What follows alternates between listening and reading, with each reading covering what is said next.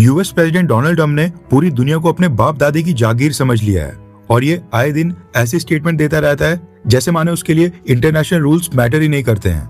World order के जो rules खुद ही अमेरिका ने बनाए थे, आज डोनाल्ड ट्रंप उन्हीं को चैलेंज कर रहा है। एक इंसान ने पूरे वर्ल्ड ऑर्डर को ही हाईजैक कर लिया है और दुनिया के सारे देश इस समय तमाशा देखते हुए यही सोच रहे हैं कि आखिरकार डोनाल्ड ट्रंप को रोकेगा कौन, क्योंकि बात सिर्फ अब अमेरिका की नहीं रही है, बात अब पूरी दुनिया की हो गई है। कभी कनाडा को धमकी देकर उसके ऊपर कब्जा करने की बात बोली जाती है, कभी डेनमार्क को सेना भेजकर अपने कब्जे में लेने के लिए चैलेंज किया जाता है, तो कभी टैरिफ के नाम पर पूरी दुनिया के साथ ट्रेड वॉर स्टार्ट करना, कभी अपने पुराने लाइज को ब्लैकमेल करना, और अब मिडिल ईस्ट में जो ईरान वॉर के कारण डोनाल्ड ट्रंप की मिस कैलकुलेशंस देखने को मिल रही हैं, इसकी वजह से पूरी दुनिया को ही परेशानी हो रही है। ऑयल प्राइसेस बढ़ते हैं तो नुकसान सिर्फ भारत को नहीं होता है, जर्मनी को भी होता है, जापान को भी होता है और अफ्रीका की गरीब कंट्रीज को भी होता है। कहने का मतलब है कि यूएस प्रेसिडेंट के फैसलों का असर दुनिया के सभी 193 देशों के लोगों की जिंदगी के ऊपर पड़ता है। ऐसे में अब समय आ गया है कि सभी देश इकट्ठा होकर एकता दिखाएं, डोनाल्ड ट्रंप का इलाज करें और अमेरिका को एक मैसेज भेजा जाए कि डोनाल्ड ट्रंप की ब्लैकमेलिंग बिल्कुल नहीं चलेगी। सबसे हैरानी की बात यह है कि जिन देशों ने 100 से भी ज्यादा साल तक अमेरिका का साथ दिया, अमेरिका के साथ मिलकर दुनिया के बाकी देशों को अपने इशारों के ऊपर नचाया और मनमानी की, आज डोनाल्ड ट्रंप उन्हीं कंट्रीज को बेल ट्रीटमेंट दे रहे हैं। यूरोप परेशान है, कनाडा परेशान है, अमेरिका के ट्रेडिशनल पार्टनर्स जैसे कि ब्रिटेन और फ्रांस ये भी परेशान है। सबसे बड़ा मसला ये है कि डोनाल्ड ट्रंप साल 2029 तक यूएस प्रेसिडेंट रहेंगे। 2029 में जनवरी में वहां पर अगला यूएस प्रेसिडेंट ओथ लेगा। तब तक हमें इसी एक इंसान का तमाशा देखना पड़ेगा और अगर इसको रोका नहीं गया तो ये अगले 2-2.5 साल तक सेम इसी तरह के फैसले लेता रहेगा और पूरे वर्ल्ड ऑर्डर को कोलैप्स कर देगा। ऐसे में अब समय आ गया है कि सभी यूनाइट होकर डोनाल्ड ट्रंप की हरकतों के ऊपर लगाम लगाएं। आज डोनाल्ड ट्रंप ने अपने पैसे की ताकत दिखाते हुए कौन सा फैसला किया है जिससे भारत और ब्रिटेन दोनों के ऊपर असर पड़ने वाला है? ईरान इजराइल ने एक दूसरे के ऊपर वापस से हमले स्टार्ट कर दिए हैं, उसके संबंधित क्या क्या इंपॉर्टेंट अपडेट आ रही हैं और उसके बाद प्रधानमंत्री मोदी जी की विदेशी यात्रा के ऊपर क्या नई न्यूज आ रही है। इसके अलावा भी काफी सारी इंपॉर्टेंट अपडेट्स हैं जो आपको मेन स्ट्रीम न्यूज चैनल्स के ऊपर एक साथ देखने को नहीं मिलेंगी, इसलिए वीडियो को एंड तक देखिएगा। सबसे पहले बात करते हैं ईरान के बारे में। यहाँ पर प्रॉपर टाइमलाइन समझना जरूरी है कि पिछले 24 घंटे और खासकर पिछली रात से अभी तक एग्जैक्टली क्या हुआ है। ईरान स्टार्टिंग से नेगोशिएशंस के अंदर अमेरिका के सामने ये कंडीशन रख रहा है कि इजराइल लेबनान में हिजबुल्लाह के ऊपर हमले करना रोक दे। लेबनान भी सीज फायर में इंक्लूडेड है, ये ईरान की स्टार्टिंग से ही मांग है क्योंकि हिजबुल्लाह ईरान का एक प्रॉक्सी संगठन है। लेकिन इजराइल ने सीज फायर के बाद ईरान के ऊपर हमले तो रोक दिए थे मगर लेबनान के ऊपर अपने हमले नहीं रोके थे। लेबनान के अंदर इजराइल की सेना आगे बढ़कर लगातार साउथ लेबनान की टेरिटरी को अपने कब्जे में ले रही थी। अब हुआ ये कि ईरान ने अमेरिका के सामने कंडीशन रखी कि पहले इजराइल को लेबनान में रोका जाए और उसके बाद ही वो किसी डील के ऊपर साइन करेगा, जिसके बाद डोनाल्ड ट्रंप ने इजराइल के प्राइम मिनिस्टर बेंजामिन नेतन्याहू को खुद ही पर्सनली कॉल कर अपनी सेना लेबनान से वापस बुलाने के लिए कहा था। जिसके बाद इजराइल ने कहा था कि वो ठीक है, कोऑपरेट करने के लिए तैयार है। वो तब तक कोऑपरेट करते रहेंगे जितने टाइम हिजबुल्लाह उनके ऊपर हमला नहीं करता है।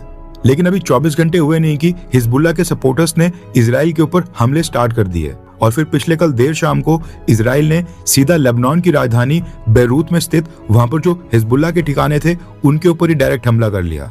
अभी तक इजराइल बेरूत में जो हिजबुल्लाह के ठिकाने थे उनको इतने बड़े स्केल के ऊपर टारगेट नहीं कर रहा था, राजधानी को निशाना बनाने से बच रहा था। लेकिन पिछले कल देर शाम को इजराइल ने सीधा बेरूत के ऊपर भी बड़ी स्ट्राइक्स करना स्टार्ट कर दिया। जिसके बाद क्या हुआ कि ईरान ने बदला लेने के लिए डायरेक्ट इजराइल के ऊपर ही हमला करना स्टार्ट कर दिया और इजराइल के ऊपर मिसाइल और ड्रोन अटैक स्टार्ट कर दिए। यानी कि इजराइल और ईरान के बीच पहला हमला ईरान ने किया है, स्टार्टिंग ईरान से हुई है। अब ऑब्वियस है कि ईरान ने इजराइल के ऊपर हमला किया तो बदले में फिर इजराइल ने भी ईरान की 3 सिटीज के ऊपर हमले करने स्टार्ट कर दिए। न्यूज आ रही है कि ईरान की राजधानी तेहरान समेत ईरान की 3 बड़ी सिटीज में एक्सप्लोजन सुनने को मिले हैं और सीज फायर के बाद ये पहली बार हुआ है जब ईरान और इजराइल डायरेक्ट कन्फ्रंटेशन में वापस से आ गए हैं, डायरेक्ट वॉर में आमने सामने आ गए हैं। जिसके बाद अमेरिका ने दखल दी है और न्यूज आ रही है कि डोनाल्ड ट्रंप ने डायरेक्टली इजराइल के प्राइम मिनिस्टर बेंजामिन नेतन्याहू को कॉल की और ईरान के ऊपर तुरंत से अपने सारे हमले रोकने के लिए कहा है। वीडियो रिकॉर्ड करते समय Iran, Iraq, Syria, Israel, Lebanon, Jordan and even Saudi Arabia के ऊपर भी एयर स्पेस पूरी तरह से रुक गई है और यहाँ से फ्लाइट्स बिल्कुल भी पास नहीं हो रही हैं। इस रीजन में कई सारे इंटरनेशनल एयरपोर्ट्स भी बंद हैं और फ्लाइट कनेक्टिविटी वापस से टूट गई है। अब ये देखना इंटरेस्टिंग होगा कि इजराइल अमेरिका की बात कितनी देर तक मानता है, मानता भी है या फिर नहीं, और ये सीज़फायर आगे कब तक बरकरार रहता है, क्योंकि ये बात भी सच है कि इजराइल को ईरान के ऊपर हमला स्टार्ट करने के लिए बस एक ही बहाना चाहिए था, जो कि ईरान ने पहला हमला कर दे भी दिया है। अगर एक बार इजराइल दोबारा से ईरान में कूद गया फिर तो ये सिचुएशन और 3-4 महीने के लिए खराब हो जाएगी। अब सबसे इम्पोर्टेंट ये भी देखना है कि इजराइल के हमलों के बाद ईरान वापस से रीजन की बाकी कंट्रीज के ऊपर हमले स्टार्ट करता है या फिर नहीं, क्योंकि ये स्टार्टिंग से देखा जा रहा है कि जब भी ईरान मार खाता है तो वो मुस्लिम उम्मा शुमा सब कुछ भूल जाता है और सबसे पहले रीजन की बाकी मुस्लिम कंट्रीज को ही टारगेट करता है। अब ये डेवलपिंग सिचुएशन है और काफी तेजी से बदल रही है। जैसे इस पर कोई नई अपडेट आएगी हम आपको बता देंगे। आप बस वीडियो को लाइक कर चैनल को सब्सक्राइब कर दें ताकि आपको अगली वीडियो भी मिलती रहे। नेक्स्ट अपडेट आ रही है प्रधानमंत्री मोदी जी की इंटरनेशनल विजिट के बारे में। न्यूज आ रही है कि प्रधानमंत्री मोदी ने अगले महीने ऑस्ट्रेलिया की विजिट के साथ साथ 2 और कंट्रीज की विजिट को क्लब कर लिया है। प्रधानमंत्री मोदी अगले महीने जुलाई में ऑस्ट्रेलिया, उसके बाद न्यूजीलैंड और इंडोनेशिया, इन तीनों देशों की विजिट के ऊपर जाएंगे, यानी एक ही विजिट में 3 कंट्रीज को कवर करेंगे। ऑस्ट्रेलिया में सबसे इंपॉर्टेंट एग्रीमेंट होगा यूरेनियम का। हमें अपने न्यूक्लियर रिएक्टर्स के लिए यूरेनियम चाहिए और ऑस्ट्रेलिया के पास दुनिया के टोटल यूरेनियम रिजर्व्स में से 32% नॉन यूरेनियम रिजर्व्स हैं। न्यूजीलैंड में प्रधानमंत्री Modi ji free trade agreement को ऑफिशियली साइन करेंगे और इंडोनेशिया के साथ ब्रह्मोस मिसाइल की डील सबसे टॉप एजेंडे के ऊपर है। फिलीपींस और वियतनाम के बाद इंडोनेशिया भी अब तीसरी कंट्री बनने जा रहा है जो भारत से ब्रह्मोस मिसाइल परचेज करने के काफी क्लोज है। वैसे कई लोग प्रधानमंत्री मोदी के विदेशी दौरों के ऊपर निशाना साधते हैं। आपके अकॉर्डिंग प्रधानमंत्री मोदी का इतनी सारी फॉरेन कंट्रीज का विजिट करना क्या ये सही है, हाँ या फिर ना? नीचे कमेंट कर अपनी राय बताएं। नेक्स्ट अपडेट आ रही है भारत और अफगानिस्तान को लेकर। रेफरेंस के लिए आपकी स्क्रीन के ऊपर आर्टिकल का स्क्रीनशॉट है। न्यूज निकल कर आ रही है कि भारत ने अफगानिस्तान के साथ फ्लाइट कनेक्टिविटी को वीकली से डेली करने का डिसीजन लिया है। अफगानिस्तान की सरकारी airline company Ariana Afghan airlines Afghanistan की जो राजधानी काबुल है और भारत की राजधानी दिल्ली, इन दोनों सिटीज के बीच डेली डायरेक्ट फ्लाइट ऑपरेट करेगी। इससे पहले केवल वीकली फ्लाइट्स ऑपरेट की जा रही थी, जो कि हफ्ते में बस एक बार ऑपरेट होती थी, लेकिन अब पैसेंजर प्लस कार्गो दोनों फ्लाइट्स भारत और अफगानिस्तान के बीच डेली ऑपरेट करेंगी। डेली लोगों का आना जाना पॉसिबल होगा और आने वाले समय में पीपल टू पीपल कनेक्शन दोनों देशों के बीच और भी स्ट्रॉन्ग होगा।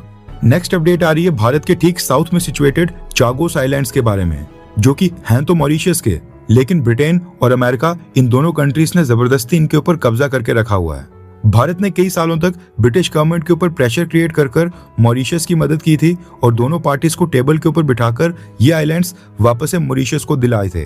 ब्रिटेन की गवर्नमेंट पिछले साल ये चागोस आइलैंड की ओनरशिप मॉरिशस को ट्रांसफर भी करने वाली थी, लेकिन एंड मोमेंट के ऊपर यूएस प्रेसिडेंट डोनाल्ड ट्रंप ने इस ट्रांसफर को ब्लॉक कर दिया था, जिसके बाद ब्रिटिश गवर्नमेंट और प्राइम मिनिस्टर कीयर स्टारमर ने चागोस आइलैंड की डील को ही कैंसिल कर दिया है। ब्रिटिश गवर्नमेंट ने तो खैर चलो अमेरिका के प्रेशर में आकर ऐसा किया, लेकिन अब न्यूज आ रही है कि डोनाल्ड ट्रंप एडमिनिस्ट्रेशन ब्रिटेन को साइडलाइन और बाईपास कर खुद ही डायरेक्टली चागोस आइलैंड की ओनरशिप अपने नाम करने जा रहा है, जिसके बाद ब्रिटिश गवर्नमेंट का चागोस आइलैंड से कुछ भी लेना देना नहीं होगा और चागोस आइलैंड के ऊपर जाने के लिए उल्टा ब्रिटेन के लोगों को भी यूएस वीजा लेना पड़ेगा या फिर अमेरिका की परमिशन लेनी पड़ेगी। यानी ये कहना गलत नहीं होगा कि अमेरिका ब्रिटेन को उसी की प्रॉपर्टी से बाहर फेंक रहा है, जो टेक्निकली ब्रिटेन की है भी नहीं, क्योंकि उसने उसके ऊपर कब्जा किया हुआ है। रेफरेंस के लिए आपकी स्क्रीन के ऊपर आर्टिकल का स्क्रीनशॉट है। न्यूज निकल कर आ रही है कि डोनाल्ड ट्रंप एडमिनिस्ट्रेशन ने चागोस आइलैंड्स को हमेशा के लिए अमेरिका के कब्जे में लेने के लिए एक नई प्लानिंग स्टार्ट कर दी है, जिसके तहत अमेरिका चागोस आइलैंड्स को परचेज करने यानी खरीदने का एक प्लान रेडी कर रहा है। अभी तक क्या था कि चागोस आइलैंड्स की डील में टोटल 2 पार्टी शामिल थी, मॉरिशस और ब्रिटेन। अमेरिका का कुछ लेना देना नहीं था, क्योंकि अमेरिका ने चागोस आइलैंड्स में से कुछ आइलैंड्स, जिसमें डिएगो गार्सिया भी आता है, ये ब्रिटेन से लीज के ऊपर लिया था। चागोस का डायरेक्ट मालिकाना हक ब्रिटेन के पास था, लेकिन इसमें अब अमेरिका कूद गया है और एक तीसरी पार्टी बनकर ये मालिकाना हक ब्रिटेन से अपने नाम के ऊपर ट्रांसफर करना चाहता है। रिपोर्ट्स के अकॉर्डिंग डोनाल्ड ट्रंप एडमिनिस्ट्रेशन एक ड्राफ्ट रेडी कर रहा है, जो कि ब्रिटेन और मॉरिशस दोनों को भेजा जाएगा और प्लान के अकॉर्डिंग मॉरिशस को चागोस आइलैंड्स के लिए वन टाइम पेमेंट या फिर किसी और तरीके के सेटलमेंट के ऑप्शंस दिए जाएंगे और मॉरिशस की गवर्नमेंट को कहा जाएगा कि ये पैसे लेने के बाद वो चागोस आइलैंड्स के ऊपर से अपना क्लेम वापस ले ले। अमेरिका का कहना है कि ब्रिटिश गवर्नमेंट कभी भी चागोस आइलैंड मॉरिशस को ट्रांसफर कर देगी, जो कि हम होने नहीं दे सकते हैं, क्योंकि चागोस आइलैंड्स के अंडर आने वाले डिएगो गार्सिया में अमेरिका का इंडियन ओशन में सबसे बड़ा मिलिट्री बेस है, जिसमें बॉम्बर से लेकर F-35, F-22 जैसे अमेरिकन एयरफोर्स के सबसे एडवांस्ड स्टेल्थ फाइटर जेट्स यहाँ पर डिप्लॉयड हैं। अमेरिका यहाँ से पूरे इंडियन ओशन, अफ्रीका से लेकर मिडिल ईस्ट और साउथ चाइना सी हर जगह नजर रखता है। इसलिए अमेरिका नहीं चाहता है कि उसके हाथ से ये मिलिट्री बेस निकले। ऐसे में वो अब इसकी डायरेक्ट ओनरशिप चाहते हैं। अब मॉरिशस को देखें तो मॉरिशस 1968 में आजाद होने के बाद अपने चागोस आइलैंड्स ब्रिटेन से वापस लेने की लगातार लड़ाई लड़ रहा है। यानी 48 साल हो गए हैं। यूनाइटेड नेशन जनरल असेंबली और इंटरनेशनल कोर्ट ऑफ जस्टिस ने भी मॉरिशस के पक्ष में ही रूलिंग दी थी, जिसके बाद ब्रिटिश गवर्नमेंट ने फाइनली चागोस आइलैंड वापस मॉरिशस को देने का फैसला किया था। लेकिन पहले तो यूएस प्रेसिडेंट डोनाल्ड ट्रम्प ने डील को ही सस्पेंड करवा दिया और अब पूरे चागोस आइलैंड को ही खरीदने का प्लान रेडी कर दिया है। भारत के पर्सपेक्टिव की बात करें तो मॉरिशस काफी छोटा देश है और कई सारी चीजों के लिए भारत के ऊपर डिपेंड करता है। चागोस आइलैंड वापस लेने के लिए भारत ने मॉरिशस को डिप्लोमेटिक और लीगल बैटल में काफी मदद की थी और ब्रिटेन के साथ जो एग्रीमेंट हुआ था वो क्रैक करने में भी भारत काफी हद तक इन्वॉल्व था, जिसके लिए बकायदा मॉरिशस की सरकार ने भारत को थैंक्स यानी कि धन्यवाद भी बोला था। अब डोनाल्ड ट्रम्प की दखल के बाद मॉरिशस ने फिर से भारत से मदद मांगी है, लेकिन अमेरिका इस केस में भारत की कोई भी बात सुनने को रेडी नहीं है, ना भारत की, ना ब्रिटेन की और ना मॉरिशस की। अब ये देखना भी इंटरेस्टिंग होगा कि अगर अमेरिका मॉरिशस के ऊपर दबाव डालता है या ब्लैकमेलिंग करने की कोशिश करता है तो सामने से मॉरिशस की सरकार झुकती है या फिर नहीं। लेकिन अगर ये चीज पॉसिबल होती है तो फिर अमेरिका इंडियन ओशन के अंदर परमानेंटली बैठ जाएगा, जो कि भारत के लिए भी कंसर्निंग बात है। हर 24 घंटे के अंदर जियोपॉलिटिक्स में बड़े फेरबदलाव और उलटफेर हो रहे हैं और भारत के लिए नए चैलेंजेस आ रहे हैं। कोई देश अपने फैसले से पलट रहा है तो कोई देश ब्लैकमेलिंग के ऊपर उतर आया है। सभी देश एक दूसरे को नीचे लगाने की कोशिश कर रहे हैं। इन सब के बीच हमारा भारत किसी भी देश से पीछे न रह जाए, इसके लिए मोदी सरकार लगातार कोशिशें कर रही है। एंड भारत की foreign policy, defence news, economy और ग्लोबल अफेयर्स का सही एनालिसिस हमारे चैनल इंडियन अफेयर्स का मिशन है और ये मिशन आपके सपोर्ट के बिना अधूरा है। इंडियन अफेयर्स हिंदी के ऊपर हम सभी फैक्ट्स और डेटा बिल्कुल सरल भाषा में एनालाइज करते हैं, बिना किसी एजेंडा के।